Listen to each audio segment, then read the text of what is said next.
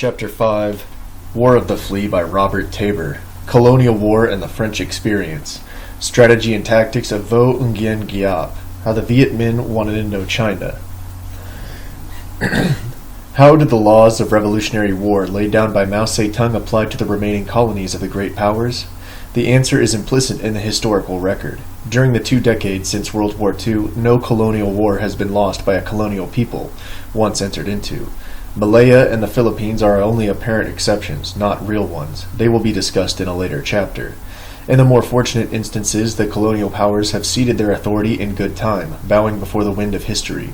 Elsewhere, revolutionary action has wrested the erstwhile colonies away by the extortion of terror and civil disorder, as in Cyprus and Morocco, or by clear force of arms, as in Algeria and Indochina.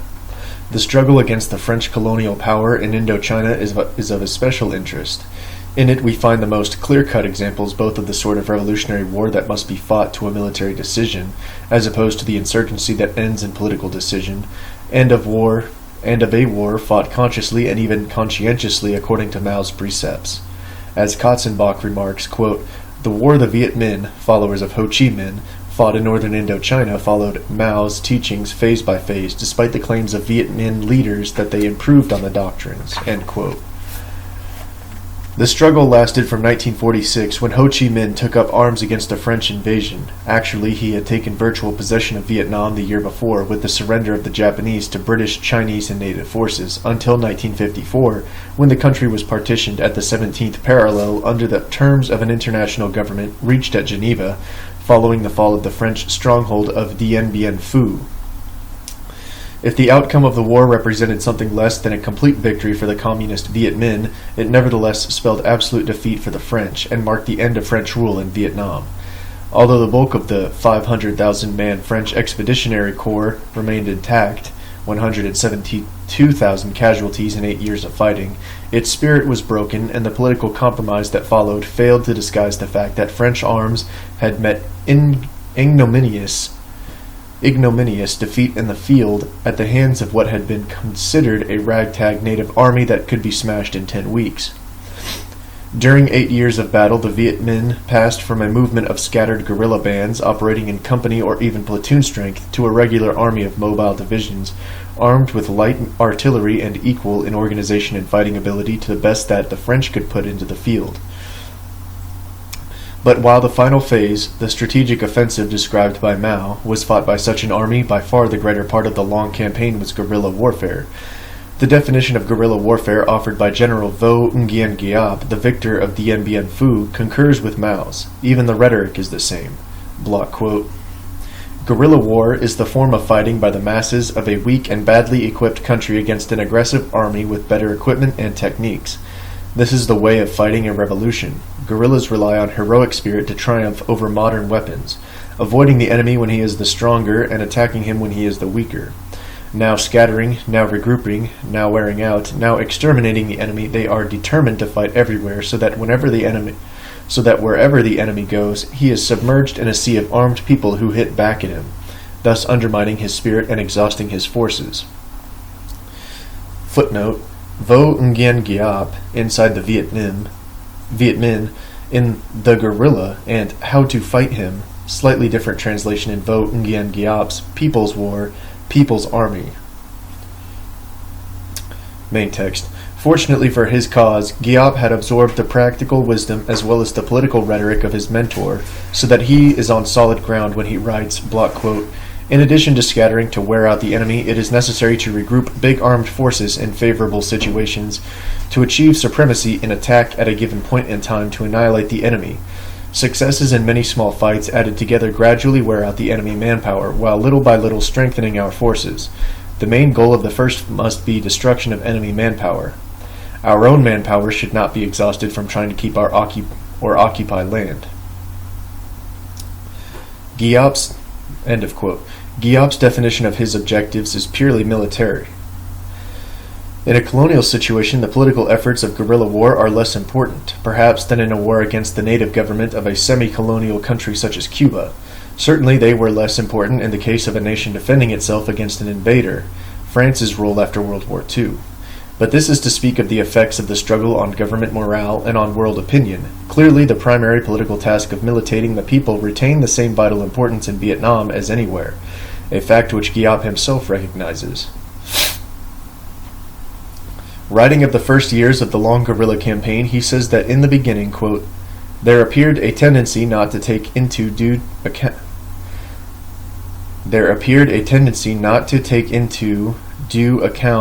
the part played by political work, and the political workers did not yet grasp the fact that the main task was political education and ideological leadership, end quote. Later, however, quote, the terror was perceived and due attention was paid to the key political problem, that of uniting the nation in all its social sectors and joining all ethnic groups in a multinational country against foreign domination. The party strove hard to avail itself of favorable opportunities to push the people into the struggle, end quote. Giap relates with considerable candor. And again, quote, the National United Front was to be a vast assembly of all the forces capable of being united, neutralizing all those which could be neutralized, dividing all those it was possible to divide, end quote. Early neglect of the peasantry was quickly rectified in the face of the realities of a war in a peasant country, and agrarian reform with the slogan, land to the tillers, became a rallying cry of the revolution. Block quote. The enemy of the Vietnamese nation, writes Giap, was aggressive imperialism, which had to be overthrown. But as the imperialists had long since joined with the feudal landlords, the anti-imperialist struggle definitely could not be separated from anti-feudal action. On the other hand, in a backward colonial country such as ours, where the peasants make up the majority of the population, a people's war is essentially a peasants' war under the leadership of the working class. A general mobilization of the whole people is, therefore, neither more nor less than a mobilization of the rural masses, end quote. The failure to form a broad popular front, especially one including the religious sects, notably the Buddhists, cost the Viet Minh dearly in South Vietnam at the beginning of the struggle. As we have noted, Ho Chi Minh's guerrilla forces had taken virtual control of the country with the surrender of the Japanese occupation forces of World War II. In part because of the defection of the religious sects, the French armored forces landing in South Vietnam met little opposition. Within a few months, they held much of what was then called Cochin China, Vietnam's southernmost state, of which Saigon is the capital. Only lack of manpower, 40,000 troops under the command of General Leclerc, comprised the initial expeditionary force, prevented them from seizing the flatlands of An Nam and Tonkin as well. Which is better? Is this okay here? As the French observer Dr. Bernard Fall, Street Without Joy, and The Two Vietnams remarks, French objectives in Indochina in 1946, quote, envisioned little more than a campaign of colonial reconquest along classic lines, like Marshal Liate's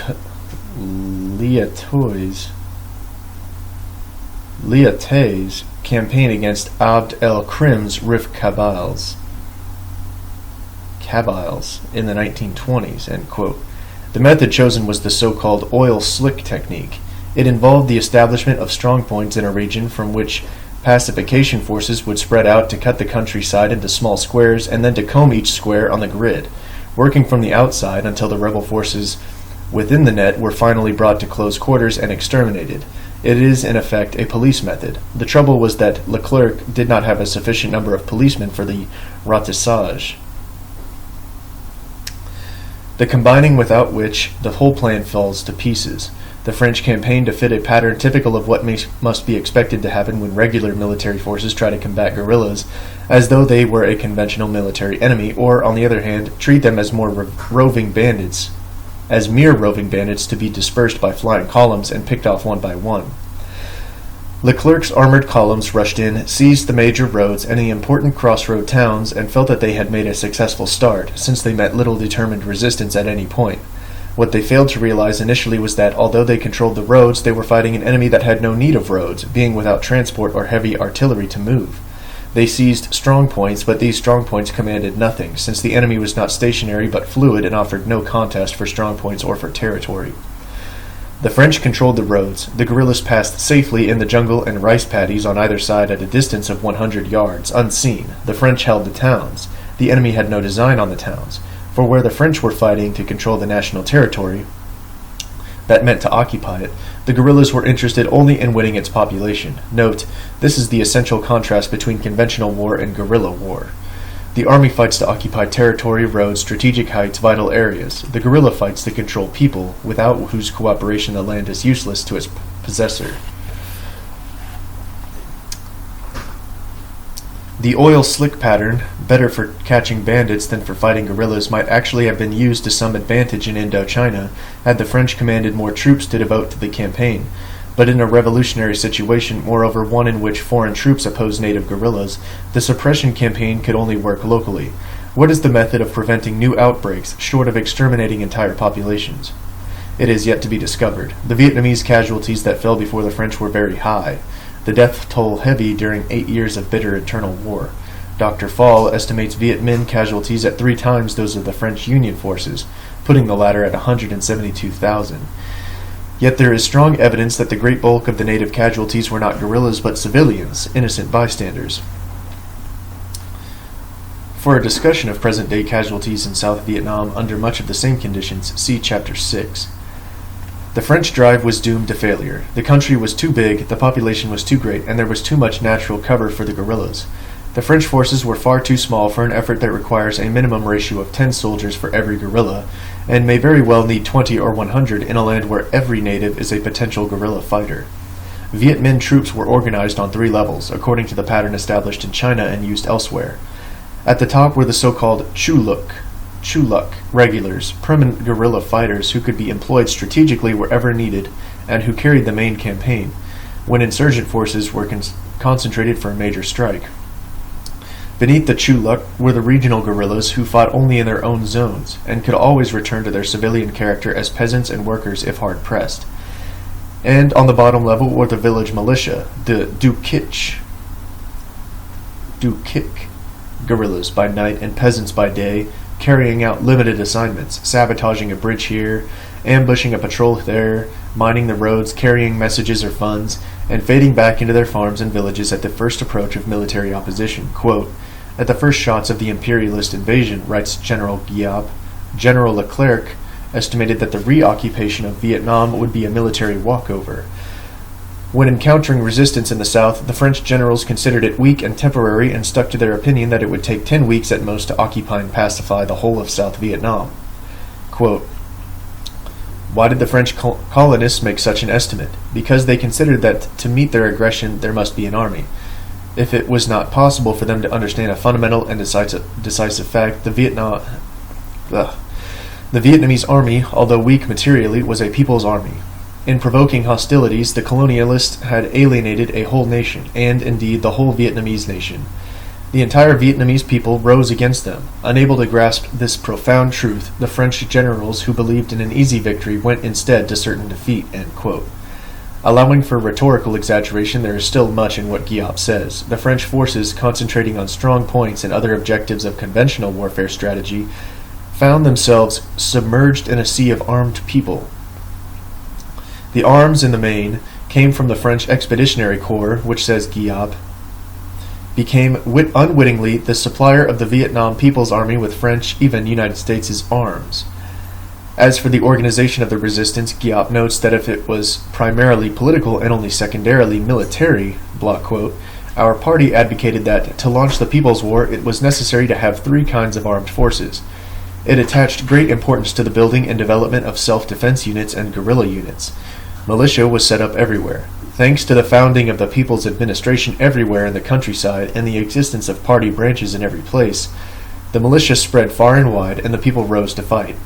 In the enemy's rear, guerrilla units in coordination with the regular army scattered and wore out the enemy, nailed them to their bases so that our regular army could launch mobile fighting to annihilate them.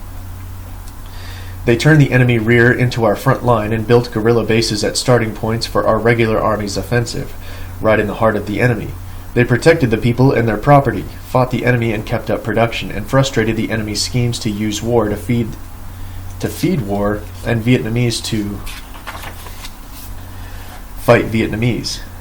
In the free zone, guerrilla units effectively fought the enemy and kept watch on traitors. They were effective instruments for the local administration and local party.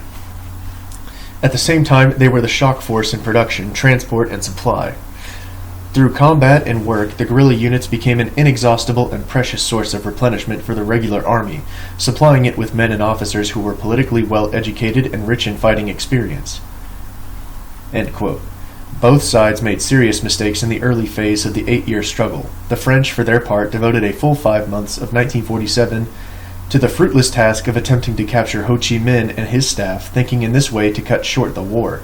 The effort was wasted. Even if they had captured Ho, it probably would not have affected the course of a war, the outcome of which depended not only on individual military genius, but on a strategy dictated by the politico-military situation. A strategy that any communist leader aware of the lesson of China would have applied. Here it may be well to observe that, to a very great extent, guerrillas fight as they do because they must. Their situation determines their course of action. Lacking the heavy weapons and disciplined divisions with which to fight conventional military campaigns, they are confined, as Clausewitz puts it, to nibbling at the edges of the opposing army and fighting in the enemy's rear areas. Materially unable to face a military decision, they must of necessity await a political decision. In a revolutionary situation, political decisions will tend to favor their side, since these will come in the course of a protracted war, which the enemy is neither politically nor psychologically able to stand, whatever the condition of his military forces. As General Guillaume analyzed the situation of the French, quote, "The enemy will pass slowly from the offensive to the defensive. The blitzkrieg will transform into a war of duration. Thus the enemy will be caught in a dilemma. He has to drag out the war in order to win it and does not possess, on the other hand, the psychological and political means to fight a long drawn-out war." End quote. Guillaume, of course, proved to be correct. Political pressures in France, the low morale of the pro-French sector of public opinion in Vietnam, and the sagging morale of the troops themselves as the war dragged on, seriously weakened the efforts of the Expeditionary Corps. The country was swarming with guerrilla militia. Units were organized in virtually every village. Viet Minh regulars were making rapid forced marches through the jungle to strike a French column here, a small garrison there, and were rapidly arming new units with weapons seized from the enemy as well as heavier equipment smuggled from China. By the end of 1949, the French had lost the initiative and the Viet Minh had seized it to such an extent that the latter were able to launch a limited offensive with 15 battalions, sealing off part of the Red River Delta in Tonkin from the Thai highlands. In the spring, a larger offensive was launched against French defenses in the Red River Valley, and by summer the entire northeastern corner of Tonkin had been converted into a Viet Minh stronghold. Political pressures in France predictably worked for the Viet Minh. In August 1950, the French government actually ordered a reduction of the French forces in Indochina by 9,000 troops, ignoring the military realities of the situation there entirely, and the National Assembly, yielding to popular anti-war sentiment at home, required assurances that no military conscripts would be used in Indochina. In other words, it was to be a police action carried out by professionals, principally Foreign Legion, Moroccan, and other non-French troops. The inevitable result was a further weakening of the French war effort and a new offensive on the part of the Viet Minh. An entire string of garrisons in northern Tonkin were cut off from their base. A Moroccan task force of 3,500 men and a garrison force of 2,600 men and 500 civilians seeking to escape from the entrapment were ambushed and destroyed, and 3 battalions of paratroopers sent to their rescue met the same fate. In The Two Vietnams, Bernard Fall writes, quote, "By the end of the month of October 1950, almost the whole northern half of Vietnam had become a Viet Minh redoubt, into which the French were, with the brief exception of a paratroop raid on Lang Song in July 1953, never to penetrate again. When the smoke had cleared, the French had suffered their greatest colonial defeat since Montcalm had died at Quebec. They had lost 6,000 troops, 13 artillery pieces and 125 mortars, 450 trucks and 3 armored platoons, 940 machine guns, 1,200 submachine guns, and more than 8,000 rifles. Their abandoned stocks alone sufficed for the equipment of a whole Viet Minh division." For the French, Fall concludes, the Indochina War was lost then and there. That it was allowed to drag on inconclusively for another 4 years is a testimony to the short-sightedness of the civilian authorities who were charged with drawing the political conclusions from the hopeless military situation. American military aid, the first trickle of which had made its appearance in the form of 7 transport planes in June 1950 after the Korean War had broken out, was to make no difference whatever in the eventual outcome of the war. End quote. The progress of the Viet Minh was slowed to some extent by General Giap's premature decision at the end of 1950 to begin a general offensive. The attempt to force the campaign into Mao's decisive third stage of Revolutionary War, the strategic offensive, when the situation was not yet ripe, cost the Viet Minh heavily. In a single clash in the Red River Delta area, January 16th through 17th, Giap lost 6,000 men. When he tried to seize the port of Haiphong in March 1951, he was again defeated, and in June, a third drive for control of the Delta likewise failed. Thereafter, the Viet Minh wisely transferred their efforts to more promising objectives, in particular to control of the highland areas where heavy artillery, air power, and armor could not be brought fully into play, and the French had to fight on the Viet Minh's terms. The key military problem of the French in Indochina was lack of manpower. Their main political problem was lack of support on the home front. Diplomatic pressures added to these problems. Viet Minh's strategy was flexible. That of the French was comparatively rigid. So that time and again the Expeditionary Corps was caught off balance. Lack of manpower meant that too few troops were required to cover too much territory, with the result that the Corps was unable to meet the lightning blows of fast-moving Viet Minh mobile divisions when these concentrated for an offensive. And when the French themselves went on the offensive and tried to concentrate their forces to seize the initiative in a given sector, Viet Minh guerrilla action elsewhere along the line made them spread out again. Moreover, Viet Minh's strategy, being political as well as military, was designed to increase the political and psychological pressure on the enemy and was signally successful in accomplishing this objective. The point is well illustrated by Giap's invasion of Laos in the early spring of 1953. The invasion was launched with 3 Viet Minh divisions, supported internally by some 4,000 Pathet Lao guerrillas. In opposition were only 3,000 French troops, backed by the Laotian army of 10,000 men. Rather than sacrifice the thinly manned frontier garrisons, the French command ordered them to withdraw, leaving only a single battalion to offer rearguard resistance. The battalion was lost, only 4 men survived. Another garrison retreating inland lost all but 180 of its 2,400 troops in a disastrous fighting withdrawal. Reinforcements airlifted into Laos from Vietnam stemmed the invasion on the Plain des Jars, but at the cost of further depleting the French reserves in the main area of hostilities and tying up all available French air transport. The Viet Minh were beaten back, but the campaign was, from their point of view, far from a wasted effort. As Katzenbach comments in Time, Space, and Will, quote, "The results of this action, whether the whole of the intended result was achieved or not, were as far-reaching as if a major victory had been won. Seldom has so much been accomplished with so little.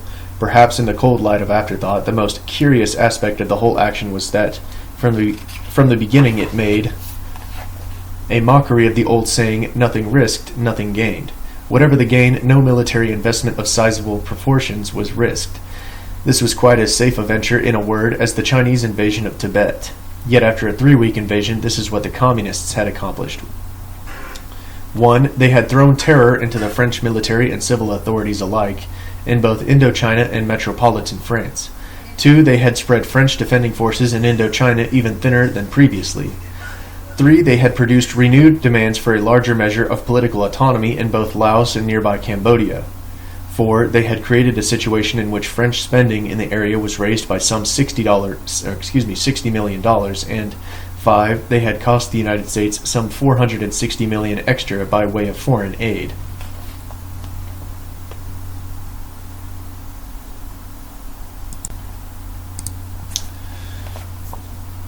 One of the most interesting accounts of revolutionary warfare that has been written is Vo Nguyen Giap's own account of the Viet Minh strategy used to block the well-publicized Nevers Plan, France's last gasp effort. As it turned out, to regain the military initiative in Indochina. The plan, conceived by the latest of a succession of French commanders-in-chief, General Henry Navarre, envisioned a strategic offensive designed, as the late John Foster Dulles assured a committee of the United States Senate, to break the organized body of communist aggression. Footnote: communist aggression, this after the Vietnamese had been fighting a French invasion for more than 7 years. But Dulles' attitude toward the struggle, in which perhaps 200,000 Vietnamese lives were lost, is betrayed by the sportsman's reference to the 1955 fighting season. Everything has its season, even fighting communist aggression, quote-unquote, and killing Vietnamese. Main text. By the end of the 1955 fighting season in 18 months. To break the organized body of communist aggression by the end of the 1955 fighting season in 18 months.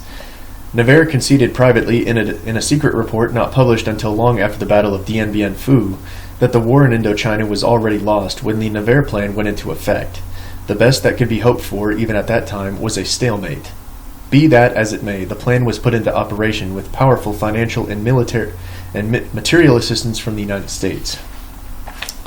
Navarre's strategy was to concentrate strong mobile forces in the Red River Delta in an effort to engage and wear down the main body of the Viet Minh during the fall and winter of 1953, while at the same time occupying Dien Bien Phu to the west as a springboard from which to launch powerful stabs at communist free zones in the surrounding area. With the spring of 1954, the Viet Minh presumably being exhausted by this time, the French were to speed other newly formed units to seize Viet Minh free zones in South Vietnam. This mop-up to be followed by a general offensive in the north that would bring the war to a successful conclusion. 44 French mobile battalions were concentrated in the Red River Delta for the first phase of this operation during the fall of 1953, and a series of fierce battles followed. In January, French paratroopers occupied Dien Bien Phu, and a powerful build-up there began. The Viet Minh, meanwhile, launched their counter-offensive, encircling Dien Bien Phu, joining forces with the Pathet Lao for a stab into Upper Laos, followed in January by an offensive in the western highlands and 2 further thrusts into Laos, one in the south and the other in the north, the latter liberating the Nam Hu basin and threatening the Laotian capital, Luang Prabang. In March, as the French regrouped to resume their own offensive, the Viet Minh opened their historic 55-day assault on Dien Bien Phu. Quote, the strategic direction of the Dien Bien Phu campaign and of the winter 1953, spring 1954 campaign in general, writes General Giap, was a typical success of the revolutionary military line of Marxism-Leninism applied to the actual conditions of the Revolutionary War in Vietnam, end quote. Block quote here, our strategy started from thorough analysis of the enemy's contradictions. It aimed at concentrating our forces in the enemy's relatively exposed sectors, annihilating their manpower, liberating a part of the territory, and compelling them to scatter their forces, thus creating favorable conditions for a decisive victory. For the French Expeditionary Corps, the war was a continuous process of dispersal of forces. The enemy divisions were split into regiments, then into battalions, companies, and platoons to be stationed at thousands of points and posts on the various battle fronts of the Indochina theater of operations. The enemy found himself face to face with a contradiction. Without scattering his forces, it would be impossible for him to occupy the invaded territory. In scattering his forces, he put himself in difficulties. The scattered units would fall easy prey to our troops. Their mobile forces would be more and more reduced, and the shortage of troops would be all the more acute. On the other hand, if they concentrated their forces to move from the defensive position and cope with us with more initiative, the occupation forces would be weakened, and it would be difficult for them to hold the invaded territory. Now, if the enemy gives up occupied territory, the very aim of the war of reconquest is defeated. End quote. The objectives of the Navarre Plan had already been stated. In preparing to put the plan into operation, the French found themselves faced with a dilemma. They could not go on the offensive without concentrating their manpower, yet would be unable to defend the many weak links in the strategic chain of defensive posts if they did concentrate it. Lack of manpower was the crippling factor. To make up for the deficiency, new units were formed. Many consisted of Vietnamese recruits, or, as the Viet Minh insisted, mercenaries. And existing units stationed at posts that were considered static were secretly shifted for the big buildup in the Red River Delta. Needless to say, the Navarre Plan confronted the Viet Minh with the necessity of making serious decisions too. Giap recounts the dilemma, quote, the concrete problem was, the enemy was concentrating in the Red River Delta and launching attacks on our free zones. Now, should we concentrate our forces to face the enemy or mobilize them for attacks in other directions? In concentrating our forces to fight the enemy in the Delta, we could defend our free zone, but here the enemy was still strong and we could easily be decimated. On the other hand, in attacking in other directions with our main forces, we could exploit the vulnerable points of the enemy to annihilate the bulk of their forces, but our free zone would thus be threatened. End quote. The Communist Party's Central Committee put its collective mind to the problem. Giap soberly relates and came up with a slogan, quote, dynamism, initiative, mobility, and rapidity of decision in the face of new situations, end quote. While less than informative, the slogan did have a meaning. As Giap explains, quote, keeping the initiative, we should concentrate our forces to attack strategic points which were relatively vulnerable. If we succeeded in keeping the initiative, we could achieve successes and compel the enemy to scatter their forces.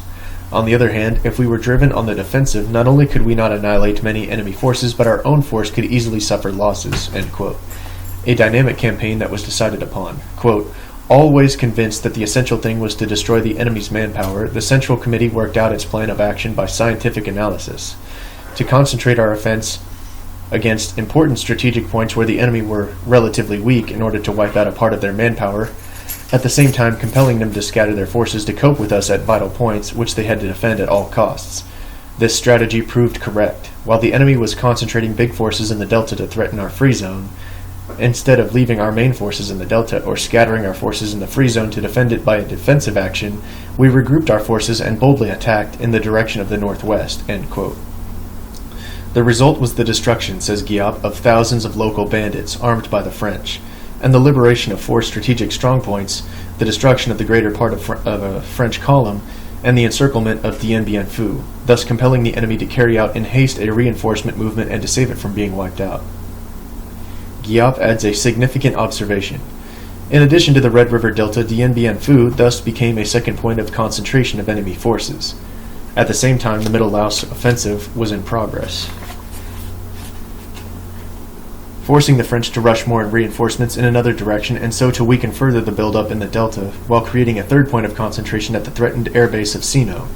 Further diversions were created, including a Viet Minh assault on the western highlands and the offensive in Upper Laos, sending French reinforcements speeding in two new directions. Quote, for us, writes Giap, the first phase of the winter-spring campaign was a series of offensives launched simultaneously on various important sectors where the enemy were relatively exposed, in which we annihilated part of the enemy's forces and liberated occupied areas, at the same time compelling the enemy to scatter their forces in many directions. We continually kept the initiative in the operations and drove the enemy on the defensive. On the main battlefront, we pinned down the enemy at Dien Bien Phu, thus creating favorable conditions for our troops on other battlefields, end quote. The result of the Viet Minh strategy was to relieve pressure on the free zones to such an extent that, quote, our compatriots could go to work, even in daytime, without being molested by enemy aircraft, end quote, and to keep the French too busy and too scattered for the local mopping-up operations, which the Nevers plan had envisioned as the prelude to a general offensive against the main body of Viet Minh forces in the north. In consequence, guerrilla areas behind the French lines in South Vietnam were never eliminated, and with this constant threat added to the pressure on encircled Dien Bien Phu, French hopes of regaining the initiative quickly faded. The Nevers plan was smashed before it could be fairly put into operation. The destruction of the fortified camp at Dien Bien Phu and the surrender of what remained of its garrison, at full strength it had consisted of 17 infantry battalions, 3 artillery battalions, plus various engineer tank units and paratroops, defending 49 concrete strongposts, was the decisive blow. The battle lasted for 55 days. Quote, at 0153 local time, on May 8, 1954, writes Bernard Fall, the last guns fell silent at Dien Bien Phu after a desperate bayonet charge of the Algerian and Foreign Legion garrison of strongpoint Isabel,